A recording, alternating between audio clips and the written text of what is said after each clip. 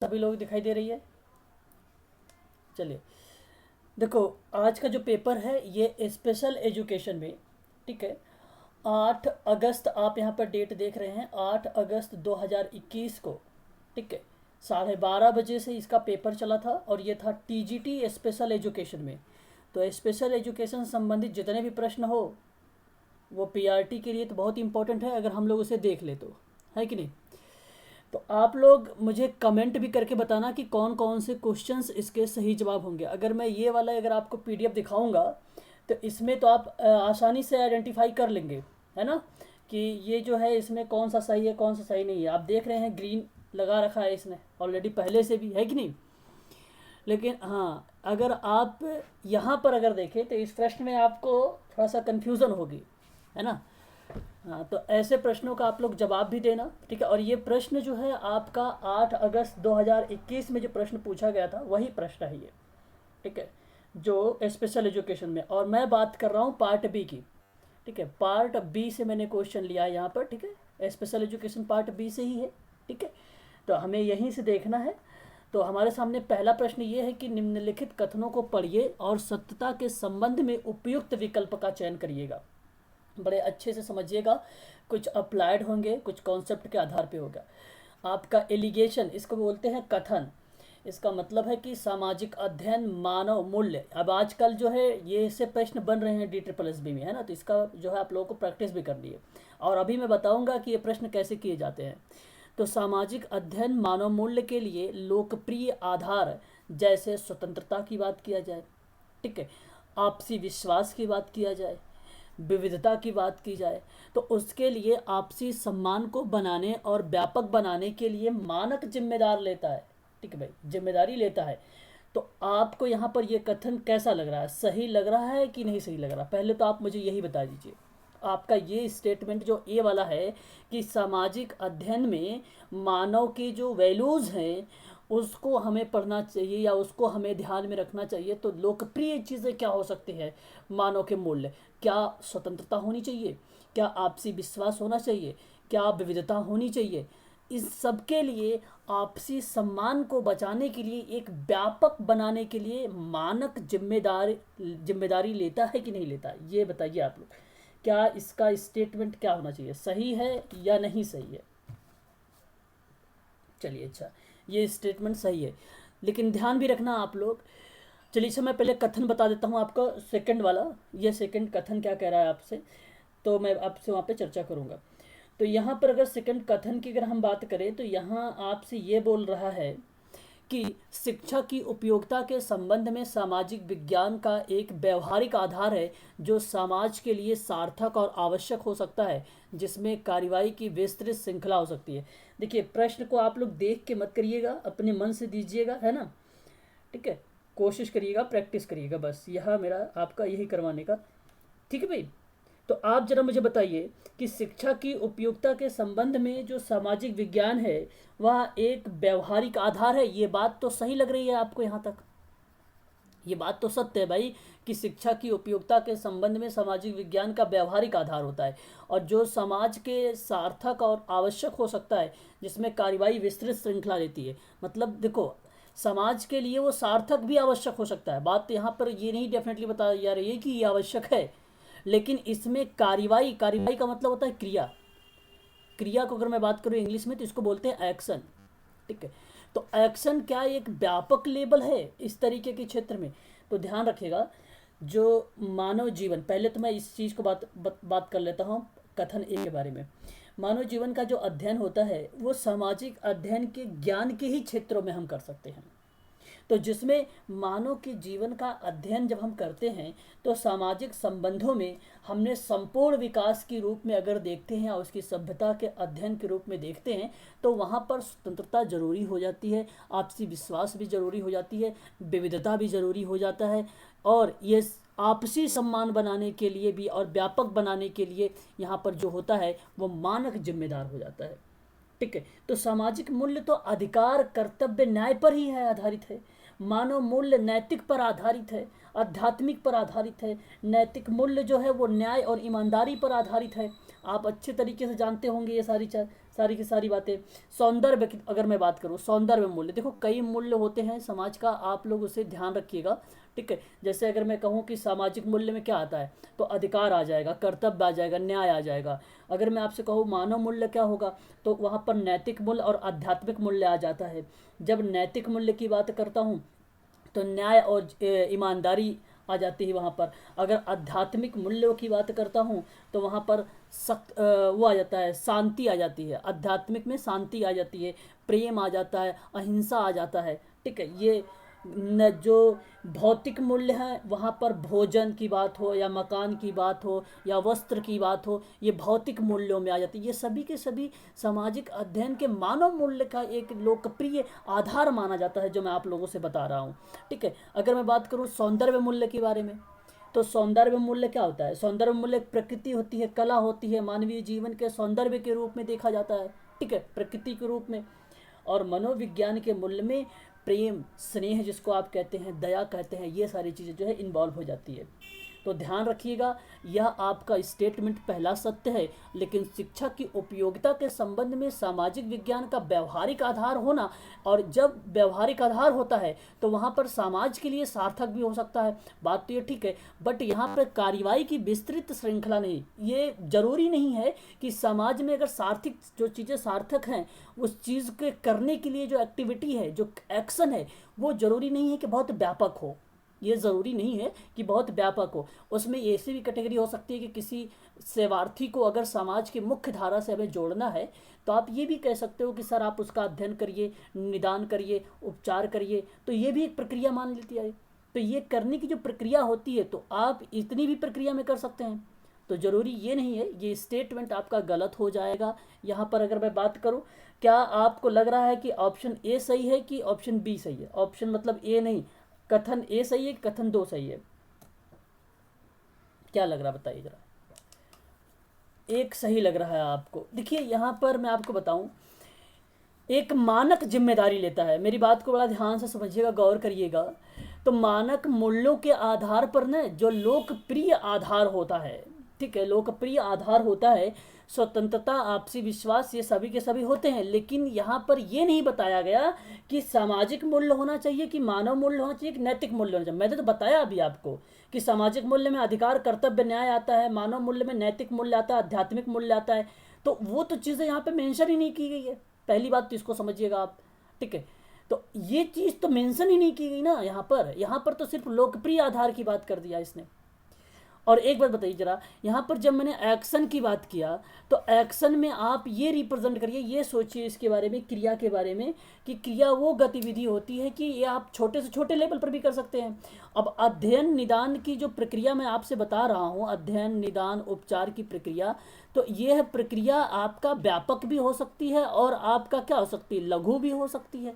यानी आपको दीर्घ समय के लिए भी हो सकता है और लघु समय के लिए भी हो सकता है। तो ऐसे में आपको बताऊं मैं, ऑप्शन आपका एलिगेशन जो कथन होगा यहाँ पर, ये आपका असत्य माना जाएगा, क्योंकि कोई चीज़ यहाँ पर मेंशन नहीं किया गया कि कौन सा होना चाहिए। होना तो चाहिए भाई कि स्वतंत्रता होनी चाहिए, आपसी विश्वास भी, लेकिन ये नहीं बता रहा है कि किसके अंतर्गत आ रहा है, ये नहीं बता रहा है, ये गलत कर रहा है यहाँ पर।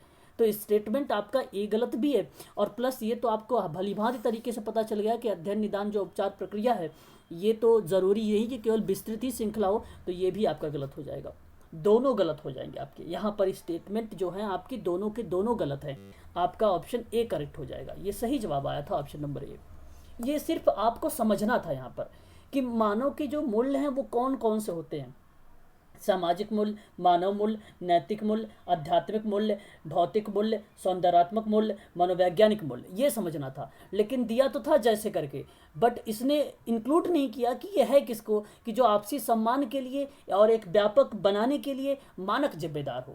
तो उसका तो नाम ही नहीं लिखा। अगर यहाँ पर लिख देता स्वतंत्रता की बात कर रहा था, तो सामाजिक मूल्य बनाना चाहिए था, इसे मानव मूल्य बता देना चाहिए था, ठीक है। अगर मानव मूल्य के लिए बताया है तो मानव मूल्य का तो एग्जाम्पल ही नहीं दिया। मानव मूल्य का एग्जाम्पल क्या होता है भाई?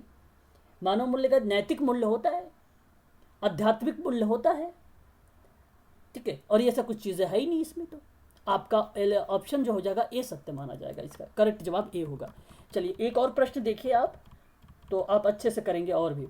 चलिए ये प्रश्न अच्छा है कि बालक की अभिवृद्धि जैविकी मूल्यों के अनुसार होता है। ये फैक्ट पर आधारित है, ये क्वेश्चन फैक्ट पर आधारित है। वो प्रश्न को आपको कॉमन सेंस के आधार पर लगाना था, आपको अप्लाइड क्वेश्चन था, और यहाँ पर आपको मैं बता रहा हूँ फैक्ट के आधार पर।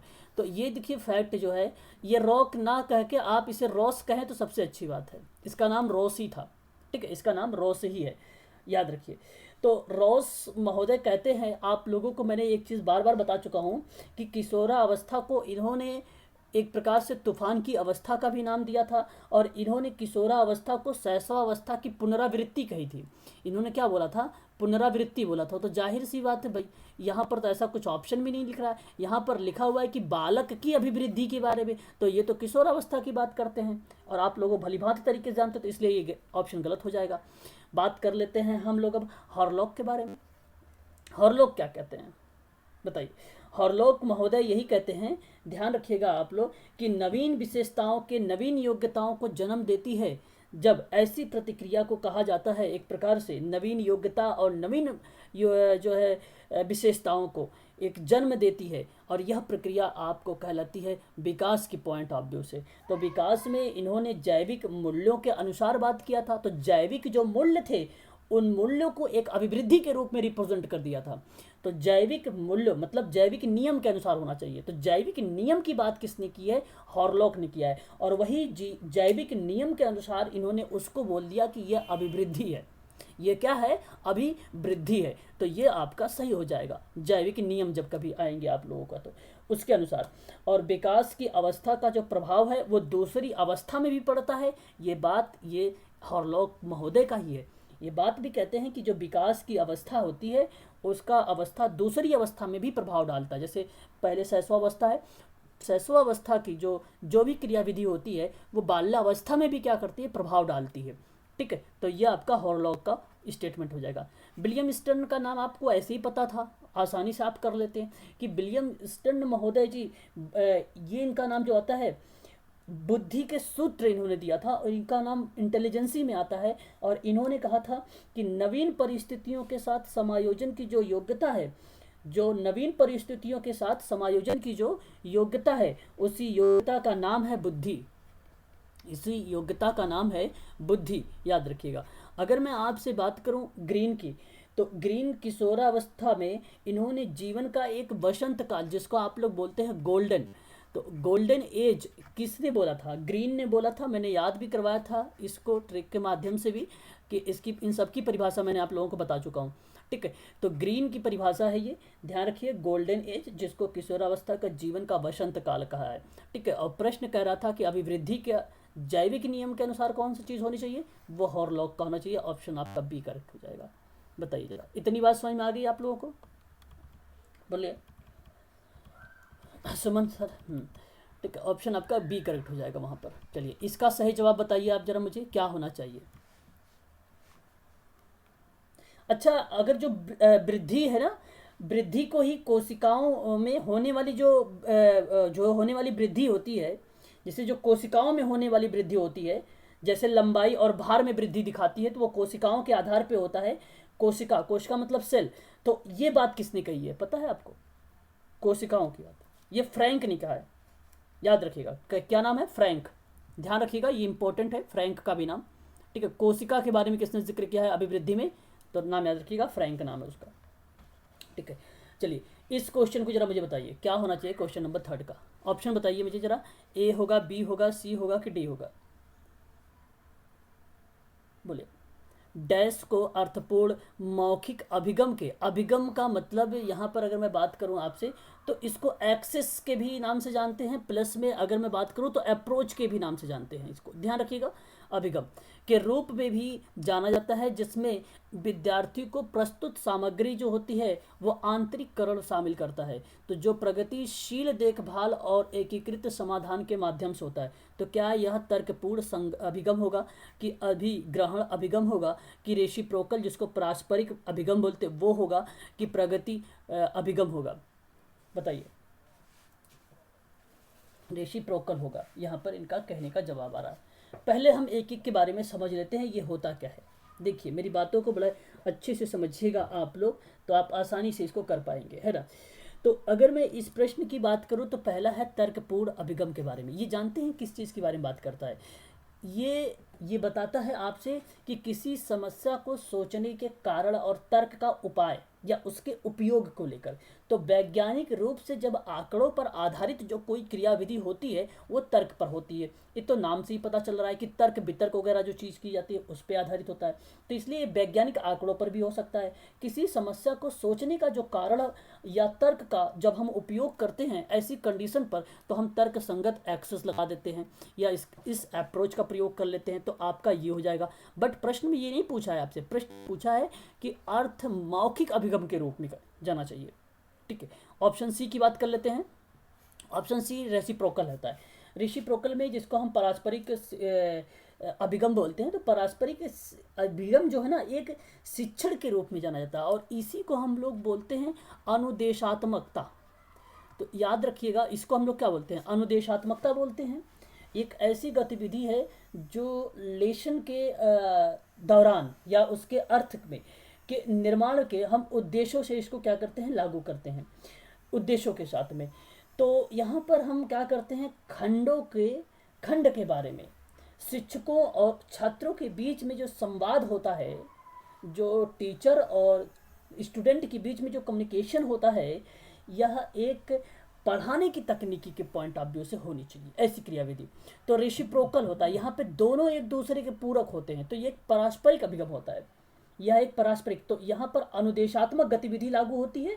और यहाँ पे अर्थ के बारे में अगर मैं बात करूँ तो अर्थ के निर्माण के उद्देश्य से पाठ को जो होता है वो खंडों के बारे में शिक्षकों और छात्रों के बीच में संवाद का रूप बात करता है। खंड का मतलब होता है सेक्शन के रूप में बात करता है। तो ये याद रखिएगा, ये पारस्परिक होता है, जिसको रेसिप्रोकल बोलते हैं हम लोग।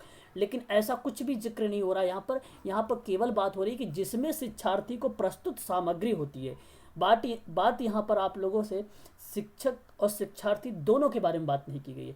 और प्लस में कहा गया कि जो प्रगतिशील भेदभाव और एकीकृत समाधान, एकीकृत का मतलब होता है इंटीग्रेटेड सॉल्यूशन के माध्यम से होता है, ऐसी क्रियाविधि कौन सी होती है? ये प्रश्न पूछा है। प्रश्न क्वेश्चन ऑप्शन जो है आपका डी है।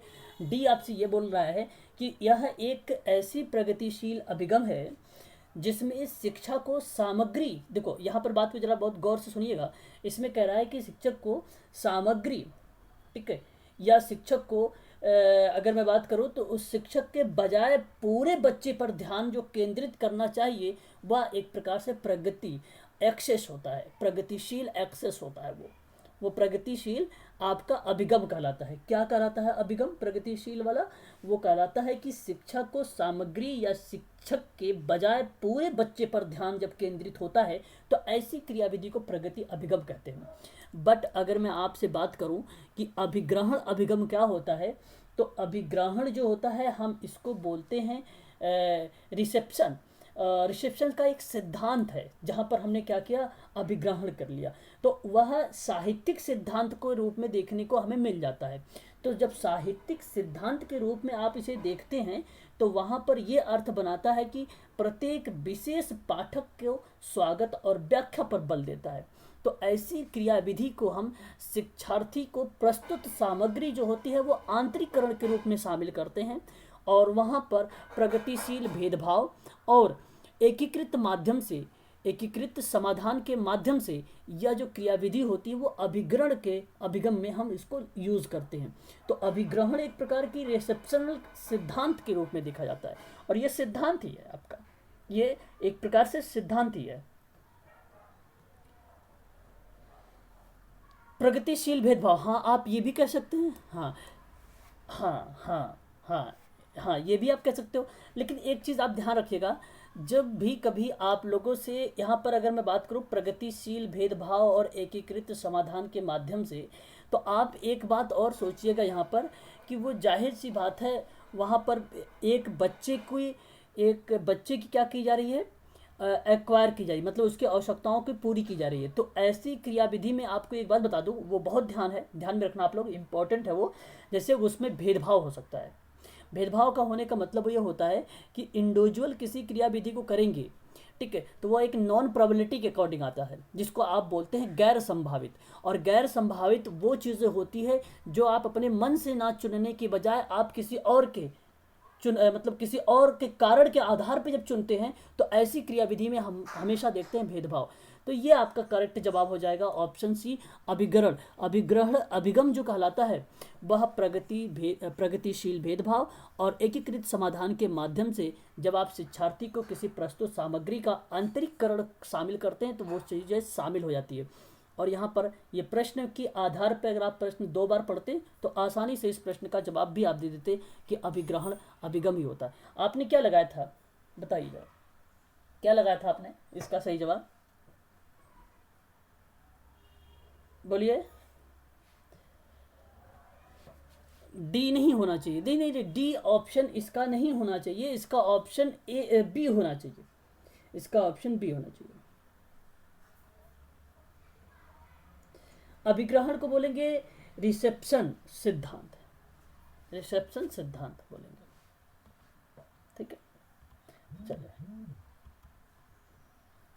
चलिए एक और हम प्रश्न करते हैं और इस प्रश्न को आप बड़े अच्छे से करिएगा, सोच समझ के करिएगा, है ना, ताकि आप लोग आसानी से कर सकें। ये इंग्लिश में देखो कुछ ऐसे भी क्वेश्चन आए हुए थे जो इंग्लिश में क्या कर दिए थे भाई, दे दिए गए थे, है ना। आप लोगों को तो भाई पता ही होगा इसके बारे में, तो है कि नहीं, देखा भी होगा आप लोगों ने, ये सारी चीज़ें देखा था कि नहीं देखा था, बताइए जरा एक बार। चलिए मैं स्टार्ट करता हूँ और बताता हूँ, क्वेश्चन पढ़ता हूँ। कह रहा है कि which type of method rote memory, rote memory आप समझ गए होंगे, बताइए जरा, रोट मेमोरी आप समझ गए। हाँ, तो रटंत जैसी क्रियाविधि पर क्या कर रहा है, ये बल दे रहा है, ठीक है। इज बीइंग इनकरेज्ड, ठीक है, among the students as a result of which they do not become self independence.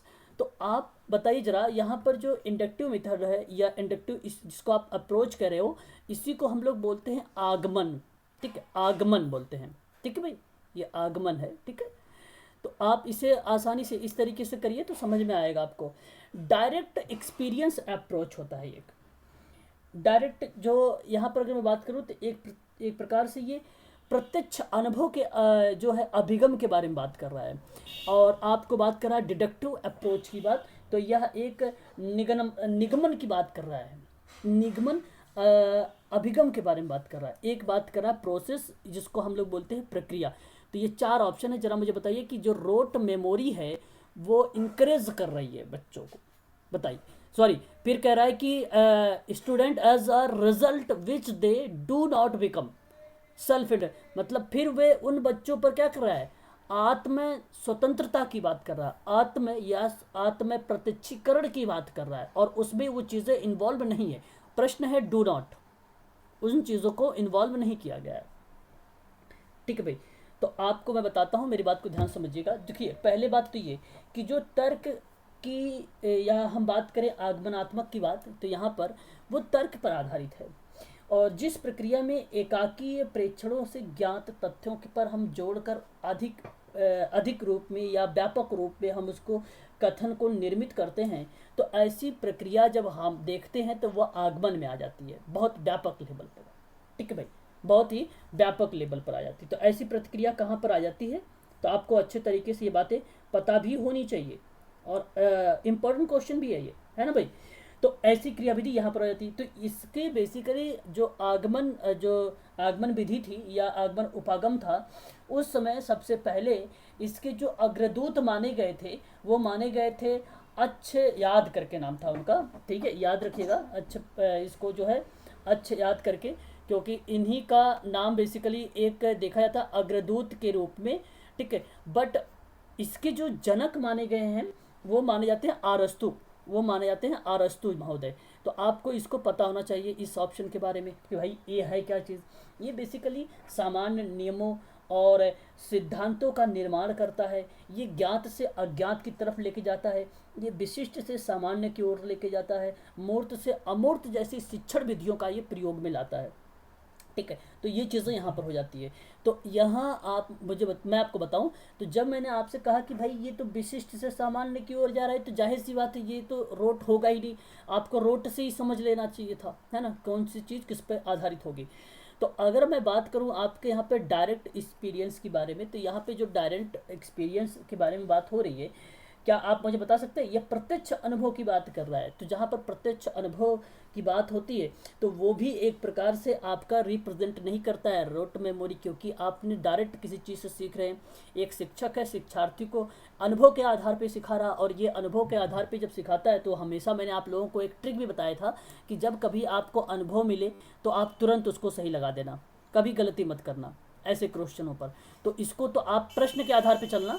तो यहाँ पे प्रश्न था डू नॉट वाला, तो इसके आधार पे इसका मतलब ये नहीं कि आप इसको सही कर देना, यहाँ पे डू नॉट वाला था तो ये तो सत्य माना लिया जाएगा। ऐसे ट्रिक के अगर आधार पर, अगर ये ऑप्शन समझ नहीं आता तो आप इसे ट्रिक के आधार पे भी कर सकते थे कि यहाँ पर ये सत्य हो जाता है।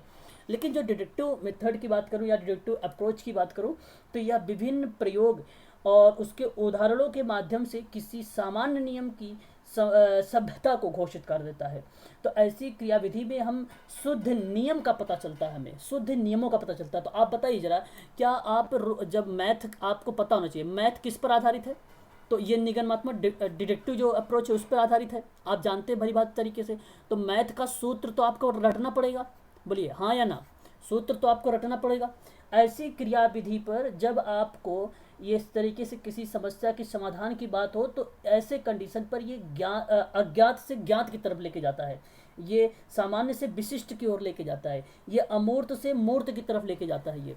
तो आपको यही सही जवाब हो जाना चाहिए था, ठीक है इसका। और प्रोसेस जो अप्रोच होता है, आप भलीभांति तरीके से जानते होंगे कि प्रक्रिया उपागम जो है, यह एक ऐसी प्रणाली है जिसमें हम इंट्रैक्शन को समझने के लिए और योजना बनाने के लिए, आवेदन करने के लिए हम एक विधि के रूप में देखते हैं प्रोसेस अप्रोच को, ठीक है, ऐसी कंडीशन पर। तो यहाँ पर नेतृत्व की बात हो जाती है, डिज़ाइन की बात होती है, मूल्यांकन की बात होती है, विकास की बात होती है, सेवाओं की बात होती है, विधानसभा में अगर कोई मैनेजमेंट करना है तो उसकी भी बात हो जाती है। मतलब प्रोसेस की बात कर रही है, इस तरीके का एक प्रबंधन की बात कर रहा है, एक प्रक्रिया प्रबंधन की बात कर रहा है, ठीक है।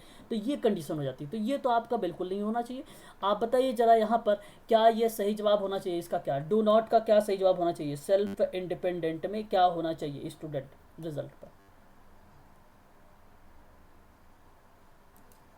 जरा मुझे कंफर्म करिए आप लोग, बताइए भाई। अब आप लोग मुझे बताइए क्या इसका सही जवाब होना चाहिए। जवाब नहीं आ रहा आप सबका। निगमन विधि, ठीक है भाई। तो जब कभी भी आप छात्रों को किस प्रकार की स्मृति को रटने के लिए प्रोत्साहित करते हैं, तो जिसके परिणाम स्वरूप वे आत्मनिर्भर नहीं हो पाते हैं, वह विधि कहलाती है डिडक्टिव अप्रोच। वह विधि कहलाती है डिडक्टिव अप्रोच, जिसको आप बोलते हैं निगमन विधि, जिसको आप बोलते हो निगमन विधि। बात समझ में आ गई। इस प्रश्न का जो मतलब होता है, अगर मैं हिंदी में बताऊं, तो इस प्रश्न का मतलब ये पूछ रहा है आपसे कि छात्रों को किस प्रकार की स्मृति को रटने के लिए प्रोत्साहित किया जा रहा है, जिसके परिणाम स्वरूप वो आत्मनिर्भर नहीं हो पाते हैं। ऐसी क्रियाविधि में आता है आपका निगमनात्मक, जिसको आप लोग बोलते हैं यहाँ पर क्या, डिडक्टिव अप्रोच। ये आपका करेक्ट हो जाएगा, ठीक है भाई। चलिए आगे बात कर लेते हैं, एक और प्रश्न लेते हैं, ठीक है। बात समझ में आ रही कि नहीं भाई, बताइए जरा नीतू मैडम। हाँ, चलिए एक और प्रश्न ले लीजिए, और यहाँ पर इस प्रश्न को जरा आप बताइएगा। डैश है, कह रहा है कि वैधता की आवश्यकता की पाठ्यक्रम ईमानदारी, निष्पक्षता, सहयोग, भय, पूर्वाग्रह से मुक्ति के मूल्यों को बढ़ावा देता है और विद्यार्थियों के जीवन और पर्यावरण के संरक्षण के लिए चिंता का विकास भी करता है। बताइए जरा, क्या ऐतिहासिक होगा, नैतिक होगा, कि पर्यावरणीय होगा, कि प्रक्रिया होगी, क्या होनी चाहिए इसमें। इसमें मैं आपको बताऊं एक ही शब्द, और वो इम्पोर्टेंट है यहाँ पर। अगर आप उसकी नैतिक मूल्यों के बारे में थोड़ा सा आप विचार करें, मैंने जो शुरुआत में बोला है, जहाँ पर मैंने न्याय की और ईमानदारी की बात की थी, है ना, नैतिक मूल्यों में, तो नैतिक मूल्यों में वहाँ पर आप इजीली इसको करेक्ट कर सकते थे। इस प्रश्न का जो सही जवाब हो जाता आपका कौन सा सही जवाब होता है बताइए जरा। नैतिक मूल्य ही सही जवाब मान लिया जाता है आपका।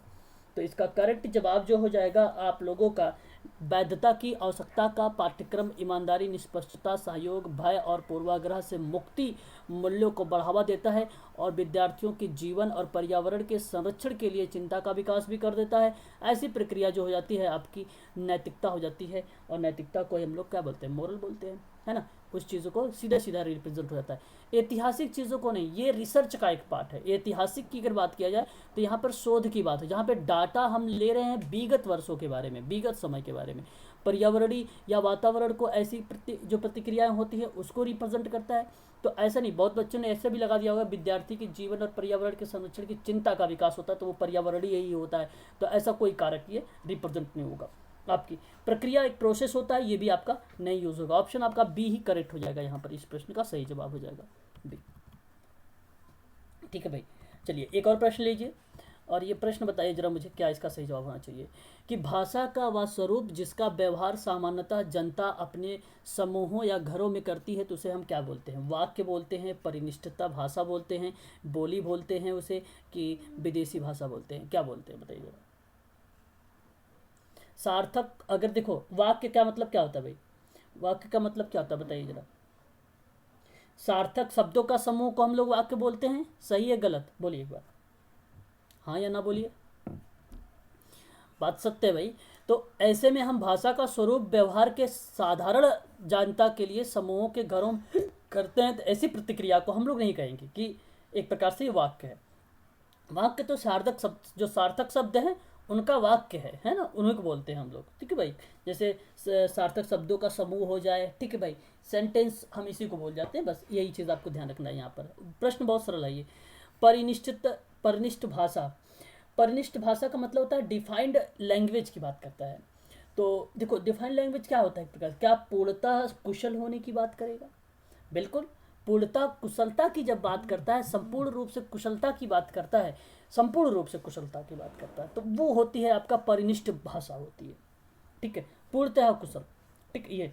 लेकिन अगर मैं आपसे बात करूं विदेशी भाषा, आप जानते हैं विदेशी भाषा भाई, विदेशी भाषा क्या, जो भाषा अन्य देशों में बोली जाती है वो उसे विदेशी भाषा ही तो कहते हैं। जैसे अगर मान लीजिए भारत में रूस की भाषा अगर बोली जाएगी तो वो कौन सी भाषा हो जाएगी, रूसी। तो रूसी भाषा कौन सी हुई, क्या हुई, विदेशी भाषा हो गई। तो ये तो हो जाएगा। तो यहाँ पर जो भाषा का स्वरूप है जिसका व्यवहार साधारणतः जनता में अपने समूह और घरों में करती है, वो बोली करती है। आपका करेक्ट जवाब हो जाएगा ऑप्शन नंबर सी। बोलिए जरा क्या लगाया था आपने, बताइए जरा, बताइए Neetu madam. Option C correct हो जाएगा आपका यहाँ पर, सही जवाब है कि नहीं बोलिए। अच्छा, चलो फिर ठीक है।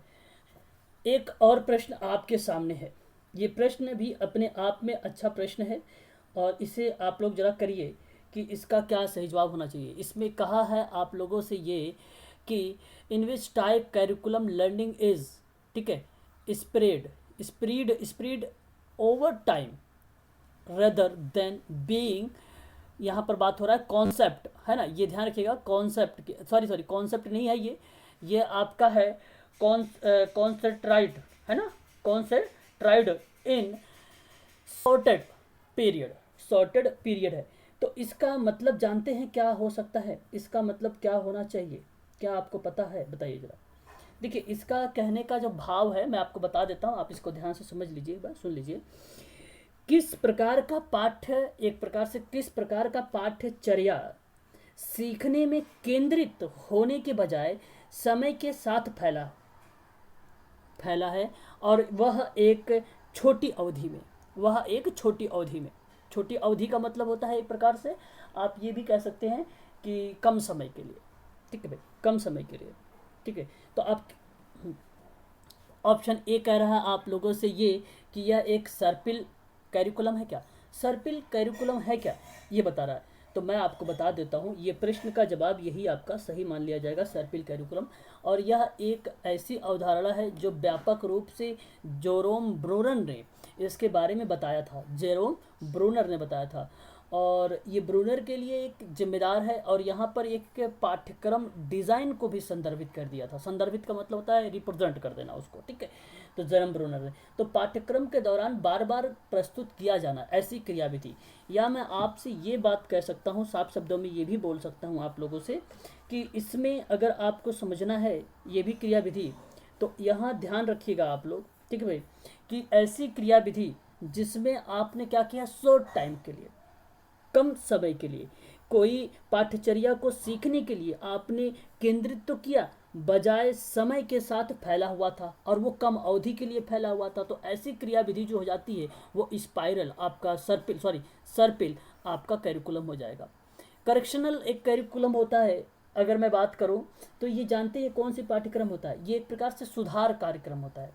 सुधार कार्यक्रम कहो या सुधार पाठ्यक्रम कहो, तो जो संचरित हस्तक्षेप किया जाता है, जिसमें हस्तक्षेप या इंटरवेंशन की जब बात होती है, तो जोखिम कारकों को लक्ष्य के रूप में जो सीधे आपराधिक व्यवहारों से जोड़ देती है, जिसपे अगर मैं बात करूँ तो पुनर्वासों की बात करता है, ये अक्षमता की बात करता है, प्रतिरोध की बात करता है, निरोध की बात करता है। ऐसी क्रियाविधि में हम लोग बोलते हैं सुधार पाठ्यक्रम। तो करेक्शनल जो यहाँ पर कैरिकुलम हो जाएगा ये आपका गलत हो जाएगा, ये आपका सही नहीं है। अगर मैं एकीकृत की बात करूँ, जिसको इंटीग्रेटेड आप लोग बोलते हैं, तो इंटीग्रेटेड क्या हो सकता है भाई, बताइए जरा। इंटीग्रेटेड का मतलब यही होता है कि जो एक के रूप में वर्णित किया जाए, जो विषय से, वस्तु से, लाइनों से उसके रूप में जोड़ रहा है, एक लाइनों के रूप में जोड़ रहा है, जिसको कटौती करके उसकी क्या करे, एकीकृत अवधारणा को बता रहा है, उस पर बल दे रहा है। तो यहाँ पर वास्तविकता जीवन की बात कर रहा है, लेकिन प्रश्न आपकी वास्तविकता जीवन की बात नहीं कर रहा है। प्रश्न कर रहा है कि ऐसी कोई कैरिकुलम बताइए जहाँ पर सीखने में केंद्रित होने के बजाय वो समय के साथ फैला हो, और परंतु वो कैसी, शॉर्ट अवधि के लिए हो, कम अवधि के लिए हो, ऐसी क्रियाविधि की बात कर रहा है। तो यहाँ पर आपका ये भी नहीं हो जाएगा, ये आपका गलत हो जाएगा, एकीकृत पाठ्यक्रम, ठीक है, आपका गलत हो जाएगा एकीकृत पाठ्यक्रम। और जो कोऑर्डिनेशन की बात होती है, तो ये एक प्रकार के समन्वित होता है। कोऑर्डिनेशन का मतलब समन्वय, और इसी को हम लोग बोलते हैं समन्वित कैरिकुलम। तो यह एक ऐसा पाठ्यक्रम होता है जहाँ पर हम वस्तुओं को विषय के में एक साथ बांधते हैं, ठीक है, कोऑर्डिनेट करते हैं। लेकिन ध्यान रखना, इसमें मोटे तौर पर जो है शिक्षकों को उनकी योजनाओं और उनके निर्देश में स्वतंत्र छोड़ दिया जाता है, और उनको जो कोऑर्डिनेशन करने वाला निर्देशन है, उस निर्देश सीखने वाले मानक जो होते हैं वो युग में पाठ्यक्रम के लिए बराबर हो जाते हैं। तो इसका जो कॉन्सेप्ट था कोऑर्डिनेशन का, कैरिकुलम वाला, नाम आता है इसका जेम्स बीने का। तो याद रखिएगा, ये इम्पोर्टेंट भी थोड़ा सा नाम याद रखिएगा आप लोग। जेम्स बीने ने 2005 में इसके बारे में जिक्र किया था, और इसने पाठ्यक्रम की एकीकृत में सुधार को लेकर इसने पोर्ट एक लोकतंत्र के रूप में देखा है, ठीक है भाई, पोर्ट लोकतंत्र, यानी एक प्रकार से आप कह सकते हो कि एक प्रकार से कि डेमोक्रेसी के रूप में इसको देखा है। तो इस नाम कौन सा है, जेम्स बीने, 2005 में। ऐसी क्रियाविधि जो होती है क्रियाविधि, ये कोऑर्डिनेशन के अंतर्गत आ जाती है, ठीक है। प्रश्न आप समझ गए होंगे, इसका सही जवाब होगा आपका सर्पिल कैरिकुलम, ऑप्शन नंबर ए, ठीक है, ऑप्शन ए करेक्ट होगा। चलिए आगे हम बात कर लेते हैं एक और क्वेश्चन की। डैश दिया हुआ है और कह रहा है कि अभिगम के आरंभिक चरणों में नव दीक्षित, तो नव दीक्षित से आप लोग शायद कंफ्यूज भी हो गए होंगे। अगर इसकी इंग्लिश देखा होगा तो न्यूली देखा होगा, है ना, न्यूली अपॉइंटेड, ठीक है भाई, को विशेषज्ञ के द्वारा प्रदान की जाने वाली सहायता क्या होनी चाहिए, बताइए जरा। आत्मीकरण होना चाहिए, क्या बोलिए, कि निकटवर्तीय विकास का क्षेत्र होना चाहिए, कि स्कैफ फोल्डिंग होना चाहिए, कि सहकर्मी शिक्षा होना चाहिए, बोलिए क्या होना चाहिए इसका। तो मैं आपको एक एक करके समझाता हूँ। पहले देखिए आत्मीकरण के बारे में जानिए यार। देखिए आत्मीकरण वो शब्द है जो आत्मसात कर लेने की क्रिया के भाव को रिप्रेजेंट करता है। पियाजे ने 1930 में the language of thought of the child करके एक पुस्तक लिखी थी सन 1930 में, ध्यान रखिएगा उस किताब का नाम भी, ठीक है। फैक्ट के आधार पे आप भी नोट्स बना सकते हैं, ठीक है भाई, ताकि इससे आपको बहुत सारी जानकारी भी मिल जाएगी, है ना। तो the language of thought of the child करके इनकी पुस्तक आई थी 1930 में। उसमें इसने 3 चीज़ों के बारे में जिक्र भी किया था, संतुलीकरण के बारे में, और समावेशन के बारे में, समायोजन के बारे में। वही आपका जो आत्मीकरण होता है, यह एक प्रकार का समायोजित करने की क्रियाविधि के बारे में जिक्र करता है। तो ऐसे में आत्मसाती को किसी व्यक्ति की वह योग्यता और उसकी क्षमता को हम कहते हैं जिसके सहयोग से कोई नवीन परिस्थितियों के साथ अपना सामंजस्य स्थापित कर ले, वो क्रियाविधि कहलाती है। तो यहाँ पे नवीन प्रतिक्रिया तो है, तो आप ऐसा ना समझें कि प्रारंभिक चरण जो होता है वो अप्रोच या एक्सिस का आपका माना जाए कि न्यूली के विशेषज्ञ के द्वारा प्रदान किया गया जो सहायता होती है वो आत्मसातीकरण में होता है। नहीं, ये गलत हो जाएगा। प्रारंभिक चरण ये नहीं माना जाता, परंतु इसका प्रारंभिक चरण ये नहीं माना था इसने। और आपने नाम सुना होगा जेडपीडी का नाम, सामाजिक विकास का सिद्धांत में लेवाइगोत्स्की का जो सिद्धांत आपने देखा है, याद आ रहा है आप लोगों को? बताइए जरा। मैंने आपको ये पढ़ा चुका, ये क्वेश्चंस आपको बता चुका हूँ। तो इसका फोल्डिंग के अंतर्गत उसने जेडपीडी के अंतर्गत उसने कहा था ये बातें कि जो निकट विकास का क्षेत्र है, जोन ऑफ प्रॉक्सिमल डेवलपमेंट, वही चीज़ यहाँ पर बी ऑप्शन आपसे कह रहा है। तो सामाजिक अगर आप ये चीज़ें जानते हैं, सामाजिक अंतःक्रिया की एक बात करता है ऐसी क्रियाविधि। अगर मैं आपसे बात करूँ तो इसी क्रियाविधि में लेवाइगोस्की ने एक इनर स्पीच की बात की थी।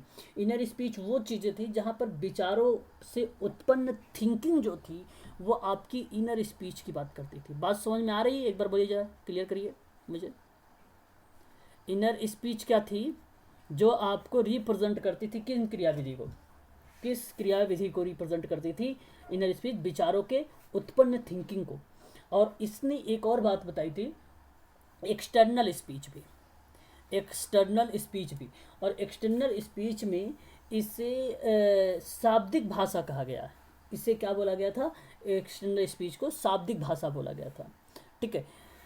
और भाषा यंत्र में आपको भली भांति तरीके से पता है, उसने एक को कहा था अनुकरणीय सीखना, दूसरे को बोला था निर्देशात्मक सीखना, तीसरे को बोला था सहकर्मी। तो 3 टाइप से जो है लेवाइगोस्की ने क्या बताया था भाषा के यंत्र को। अगर यहाँ मैं आपसे बात करूँ जेडपीडी, तो जेडपीडी कहती है समीपस्थ विकास का जो क्षेत्र है, एक काम जो बच्चे ने खुद किया है, एक काम जो बच्चे ने खुद किया है।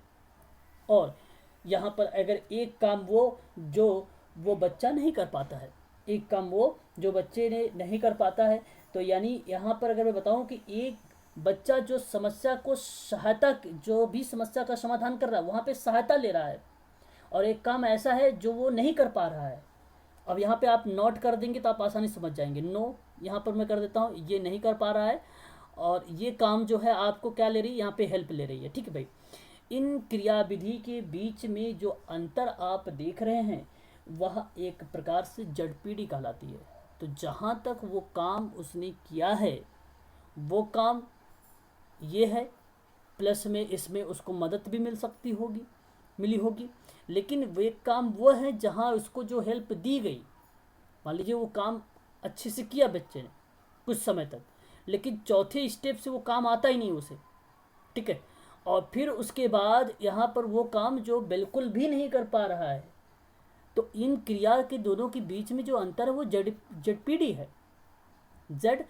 है। ये आप उसकी उपलब्धि है, ये उपलब्धि की योग्यता है जहाँ पर वो संभावित कर देती है जो चीज़ें वो बच्चा सहायता से कर रहा है, हेल्प से कर रहा है, उसकी उपलब्धि है ये, ठीक, याद रखिएगा ये। अगर हम बात करते हैं स्कैफोल्डिंग की बात, तो स्कैफोल्डिंग आप जानते हैं, ये इसको बोला जाता है सहारा देना। तो एक आधार जहाँ पर आपने भूत सहायता, भूत का मतलब एक प्रकार से ये हुआ कि पास्ट की सहायता जो वयस्क और समवयस्क का एक अध्यापन के अंतःक्रिया के कार्यों में निष्पादन करता है, तो वह सहायता देना आपका कहलाता है क्या? स्कैफोल्डिंग कहलाता है। तो यहाँ पर मैं आपको बता दूं, यह आपका क्रियाविधि जो होती है नव दीक्षित की क्रियाविधि होती है। और ये क्रियाविधि जैसे मैंने कहा आप लोगों से, दूसरा एग्जाम्पल जरा ध्यान से समझिएगा कि जो बच्चा खुद से कर लेता है, ये बच्चा काम जो है खुद से कर रहा है और दूसरे में उसको सहारा देना पड़ रहा है, और अगर तीसरे जो काम है वह बच्चा काम को ही नहीं कर पा रहा है, तो आप ध्यान से मेरी बातों को ज़रा समझिएगा अच्छे से। ये जो पहला गोला मैंने बनाया था, ये बनाया था कि जो बच्चा खुद से कर लेता है, तो ये बच्चा खुद से कर लिया, तो इसकी यहाँ पर एक प्रकार से क्या हो रही है, यहाँ से एक प्रकार से यहाँ तक ये बच्चा इंडिपेंडेंट है, लेकिन जब बच्चे को सहारा मिलता है, यहाँ पर जब बच्चे को सहारा मिलता है तो उसको हम लोग बोलते हैं उपलब्धि, उसको हम लोग बोलते हैं उपलब्धि। और जब बच्चे ने इस काम को सही तरीके से कर ही नहीं पाता है तो यह उसकी वास्तविक क्षमता है या इसका वर्तमान स्तर है, हम लोग इसको जानते हैं, जो बच्चा खुद से नहीं कर पाता। ये क्रियाविधि आपकी स्कैफोल्डिंग के अंतर्गत आती है। तो ध्यान रखिएगा 3 स्टेप, और ये तीनों की तीनों बातें अगर आप समझ गए होंगे तो आप आसानी से कर भी लेंगे। तो यही क्रियाविधि एक प्रकार को रिप्रेजेंट करती है प्रारंभिक चरण को, एक्सेस की प्रारंभिक चरण को। और यहाँ पर विशेषज्ञ के द्वारा प्रदान की जाने वाली जो सहायता होती है, उन्हीं सहायता को हम लोग क्या बोलते हैं, स्कैफोल्डिंग बोलते हैं। तो यहाँ पर व्यक्ति को क्या दी जा रही है, सहायता दी जा रही है। ये वाली सहायता आपकी क्या कहलाएगी, स्कैफोल्डिंग कहलाएगी। ZPD वाली क्या होती है, आप ध्यान रखें कि एक बच्चा कुछ दूर तक काम किया लेकिन उसके बाद से एक काम नहीं कर पा रहा है, तो यहाँ से इसको मदद मिली है काम करने के लिए पूरी तरीके से, तो यह एक प्रकार की ZPD हो जाती है, ये आपकी ZPD हो जाती है, ठीक है।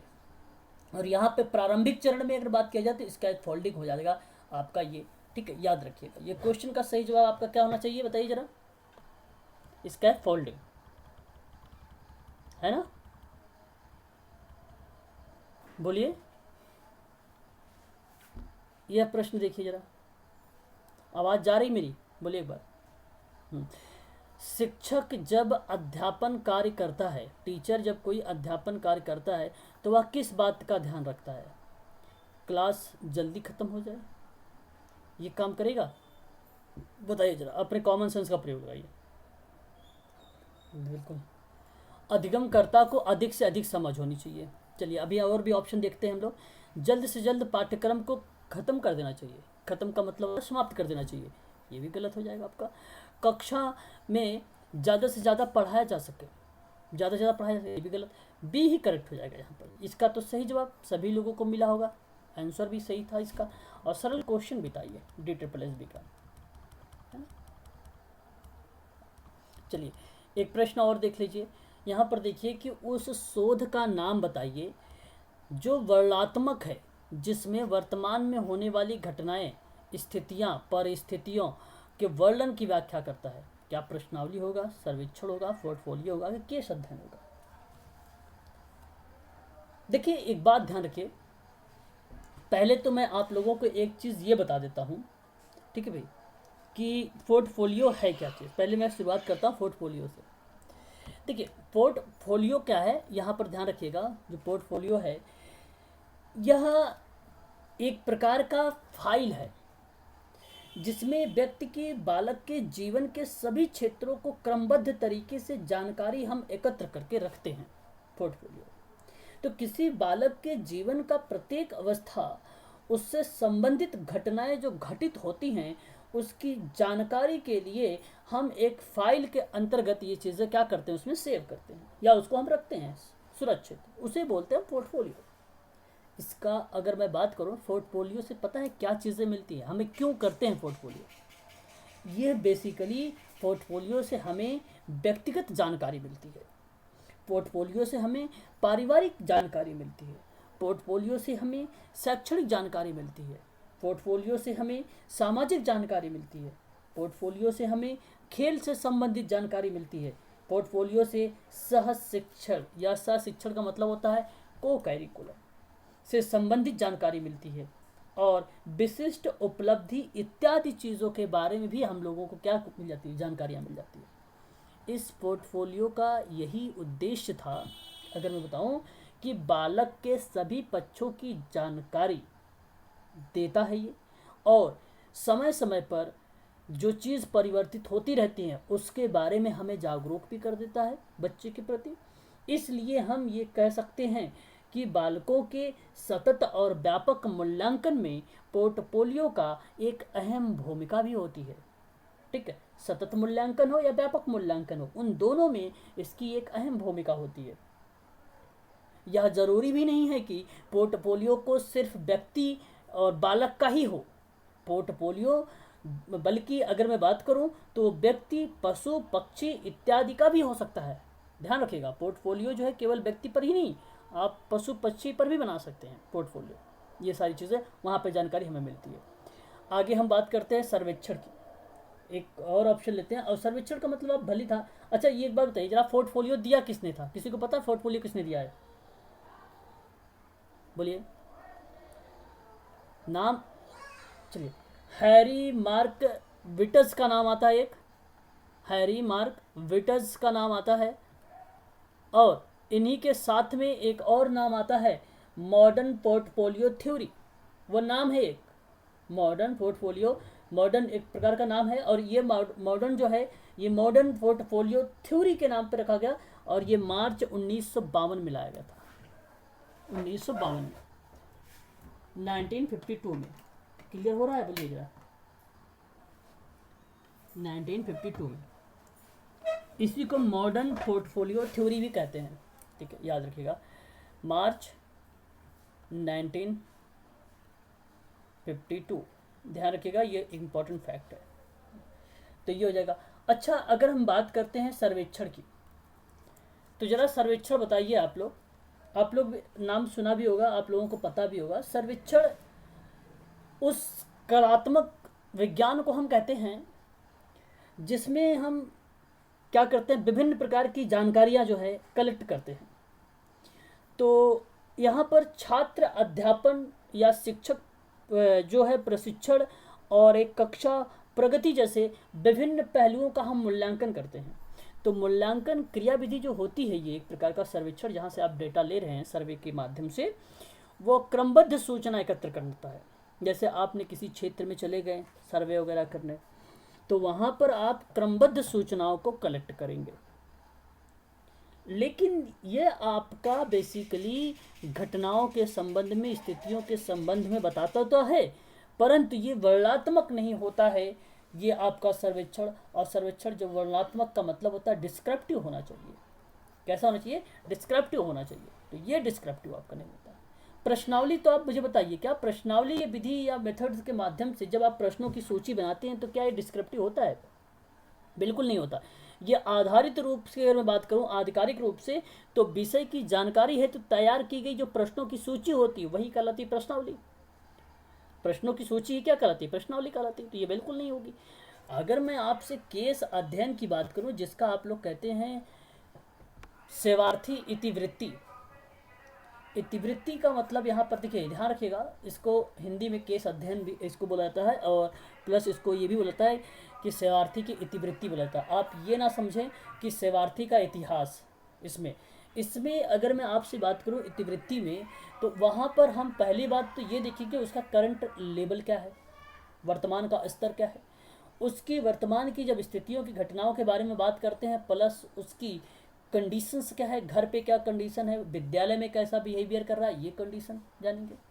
उसकी परिस्थितियों में या स्थितियों के वर्णन की जो व्याख्या मिलती है हम लोगों को, वो हमें मिलती है केस अध्ययन में, और यह आपका डिस्क्रिप्टिव हो सकता है। यह आपका डिस्क्रिप्टिव हो सकता है, अच्छा खासा लिखा हो सकता है कि घर पे ये समस्या व्यवहार करता है, विद्यालय में ये काम करता है, ठीक है, अगर पड़ोसी के साथ ये व्यवहार करता है, ठीक है, उसकी माता के बारे में भी जानकारी मिल सकती है हमें, है ना, ये भी जानकारी। प्रीनेटल, पोस्टनेटल, नियोनेटल के बारे में जानकारी मिल सकती है हमें, और एक फैमिली ट्री होता है उसके बारे में भी जानकारी हमें मिल सकती है। तो ये सारी की सारी केस अध्ययन में हमें जानकारी मिल जाती है। तो यह एक प्रकार से अगर मैं बात करूँ तो डिस्क्रिप्टिव होता है, और यही आपका करेक्ट जवाब हो जाएगा। Option number D, option D correct हो जाएगा यहाँ पर। चलिए, इस प्रश्न का आप लोग मुझे जवाब बताइए, इसका क्या सही जवाब होना चाहिए? बोलिए। प्रश्न अच्छा है, बोलिए। हेलो, मेरी आवाज़ आप लोग तक जा रही है?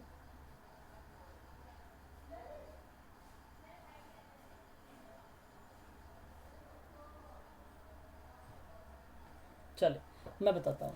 देखिए, लिखा हुआ है कि यहाँ पर अगर मैं आपसे बात करूँ, मेंशन द स्टेज की बात कर रहा है, और उस में आपसे उसके कैरेक्टराइज्ड के बारे में पूछ रहा है। कैरेक्टराइज का मतलब एक प्रकार से अगर मैं जिक्र करूँ आप लोगों से, तो उन चरणों के बारे में जिक्र कर रहा है जहाँ पर, ठीक है, by the develop of language and rapid conceptual development, यानी यहाँ ये बात कर रहा है कि उन चरणों का, उन स्टेप के बारे में जिक्र करने की कोशिश की जा रही है जहाँ पर भाषा के विकास और तेजी से विकसित हो रहा है। तो वह एक प्रकार से वैचारिक विकास के अंतर्गत आएगा कि नहीं आएगा। कॉन्सेप्चुअल, जो कंसेप्चुअल का मतलब होता है, वो प्रकार से वैचारिक का मतलब होता है, वैचारिक का मतलब होता है, वैचारिक होता है। तो जरा मुझे बताइए, ये प्रश्न आप मुझे जरा बताइए, ये किस में आता है। आपने नाम सुना होगा जीन पियाजे का, नाम सुना है जीन पियाजे? बताइए भाई, नहीं सुना है तो ठीक है, तो ध्यान सुनिए। जीन पियाजे के बारे में अगर मैं आपसे बात करूं, तो जीन पियाजे महोदय ने संज्ञानात्मक विकास का सिद्धांत दिया था, और ये 5 अवस्था में दिया था इन्होंने, 5 अवस्था में। एक को उन्होंने कहा था संवेदी पेशी अवस्था में, सॉरी इन्होंने 4 अवस्था में डिवाइड किया था, 5 अवस्था में नहीं, 4 अवस्था में। जीन पियाजे की कितनी अवस्था थी? 4 अवस्थाएं थी, ठीक है, याद रखिएगा। तो एक को उन्होंने बोला था कि भाई जो था आपका वो संवेदीय पेशी अवस्था के बारे में बात किया था, यानी सेंसरी मोटर स्टेज के बारे में बात किया था। और जानते हैं आप लोग, ये एज जो होती है 0 से लेकर 2 वर्ष के लिए होती है। तो किसी वस्तु को देखकर, सुध कर, ज्ञान को प्राप्त कर लेना, वो सेंसरी मोटर के अंतर्गत आ जाता था। और मैं आपको एक चीज़ बता दूं, इसी मोटर के अंतर्गत भी आप लोगों को एक चीज़ और ध्यान रखना होगा, जैसे मेमोरी पावर बहुत तीव्र होती है उनकी, बहुत तेज होती है मेरी मेमोरी पावर, जिसको आप कहते हो स्मृति क्षमता, बहुत तीव्र होती है इसी में, ठीक है, याद रखिएगा। अगर मैं आपसे बात करूं तो उसके बाद आता है प्री ऑपरेशनल स्टेज, और ये जो आपका है इसको बोलते हैं पूर्व संक्रियात्मक अवस्था। और ये बेसिकली 2 स्टेजेस, देखिए इसकी जो आयु होती है बेसिकली किसी किसी बुकों में आपको दिया जाता है 2 से लेकर 7, और किसी किसी में इसको डिवाइड कर दिया गया है 2 भागों में। एक स्टेज को बोला गया है 2 से 4, और दूसरे स्टेज को जो बोला गया है वो 4 से लेकर 7। ये 2 स्टेजेस में डिवाइड। मैं पहले 2 से 4 के बारे में जिक्र कर लेता हूँ। ये क्या होता है, 2 से 4 के वर्ष की जो अवस्था होती है वो अतार्किक चिंतन होती है। वो कैसी चिंतन होती है? अतार्किक चिंतन कहलाती है वो, ठीक है, जो तर्क करने के योग्य ना हो, जो तर्क करने के योग्य ही ना हो।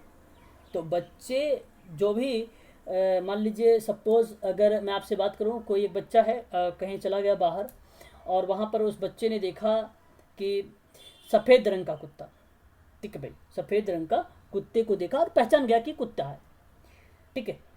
फिर कुछ दिन बाद या कुछ समय बाद उस बच्चे ने एक काले रंग के कुत्ते को देखा, तो ये आइडेंटिफाई नहीं कर पाया, पहचान नहीं कर पाया उसका। मतलब एक प्रकार से यहाँ पे अतार्किक चिंतन की बात हो रही है। तो यहाँ उसका अतार्किक चिंतन कहा जाना एक प्रकार से, या इसका अभाव पाया जाता है। अतार्किक चिंतन पाई ही नहीं जाती, मतलब तर्क योग्य होता ही नहीं बच्चा है 2 से 4 वर्ष में। अगर 4 से 7 की बात करूं, तो 4 से 7 का मतलब होता है विकेंद्रीकरण। मैंने अभी आप लोगों को हाल ही बताया था कि विकेंद्रीकरण क्या होता है, पलटावी ज्ञान क्या होता है, संरक्षण क्या होता है, इन सब के बारे में बताया भी था जीन पियाजे की थ्योरी में। तो यहाँ आपको बताओ, ये 4 से 7 की स्टेजेस पाई जाती है, और इसमें इनको जो है पलटावी ज्ञान के बारे में नहीं पता होता है, विकेंद्रीकरण के बारे में नहीं पता होता है, संरक्षण के बारे में कोई ज्ञान नहीं होता है इनको।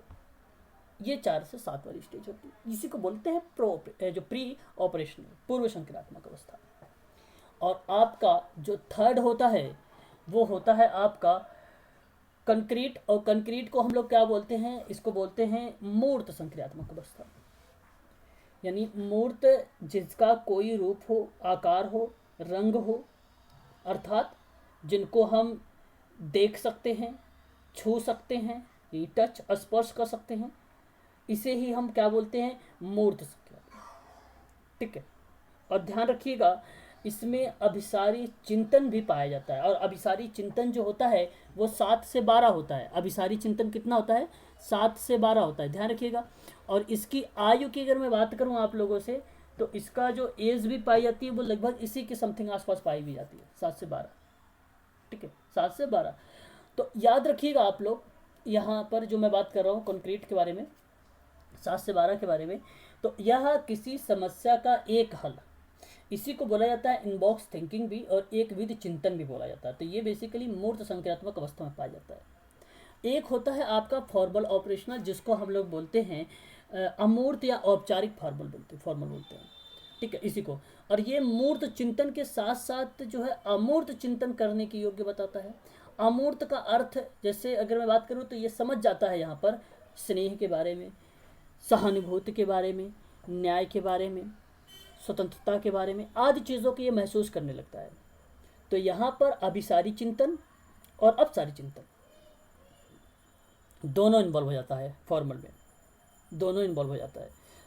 तो यहाँ बच्चा समस्या का समाधान भी कर लेता है और अपने नए नए विचार भी देता है, अपना नया नया विचार देता है। तो आप जरा मुझे अब बताइए कि जब भाषा का विकास है तेजी से विकसित होने के लिए वैचारिक विकास के अंतर्गत कौन सा आना चाहिए, कंसेप्चुअल डेवलपमेंट कौन सा होना चाहिए। देखिए मैंने एक चीज़ बताया था आप लोगों को कि एक होता है प्री ऑपरेशनल। आप इस स्टेज को देखिए 2 से 7 वाली स्टेज को। क्या आपको इसमें लग रहा है कि जो भाषा के विकास और तेजी से विकसित हो रहा है, जिसको हम आप लोग कह रहे हैं कि वैचारिक विकास है, क्या आपका इसमें देखा जाएगा? बताइए जरा। क्यों देखा जाएगा? क्योंकि बच्चा स्वयं से बात करता है ना। Repeat conceptual development. आपका करेक्ट जवाब जो होगा ऑप्शन नंबर डी ही करेक्ट होगा। यहाँ पर इसका करेक्ट जवाब होगा ऑप्शन नंबर डी। बात समझ में आई? तो आज के लिए इतना ही रखिए, ठीक है। कल मैं आप लोगों को अच्छा यहाँ से स्टार्ट करूँगा क्वेश्चन नंबर, ठीक है भाई, यहाँ से स्टार्ट कर दूँगा कल, ठीक है। ये भी सारे के सारे प्रश्न इंपॉर्टेंट हैं, अच्छे हैं, देखे रहिए सारे। और ये रिसर्च का क्वेश्चन है, ये रिसर्च का क्वेश्चन है, मैं इसके बारे में आप लोगों को बताऊंगा। इसमें 2 टाइप के एरर पाए जाते हैं, अल्फ़ा एरर पाया जाता है और बीटा एरर पाए जाते हैं इसमें, ठीक है। एक वर्किंग हाइपोथेसिस पाई जाती है, एक अल्टरनेट हाइपोथेसिस पाई जाती है और एक पाई जाती है आपकी नल हाइपोथेसिस इस क्वेश्चन में, ठीक है। मैं इसके बारे में आप लोगों से कल चर्चा करूँगा, ठीक है। अभी तक कोई डाउट वगैरह है तो आप लोग पूछ सकते हैं, ठीक है।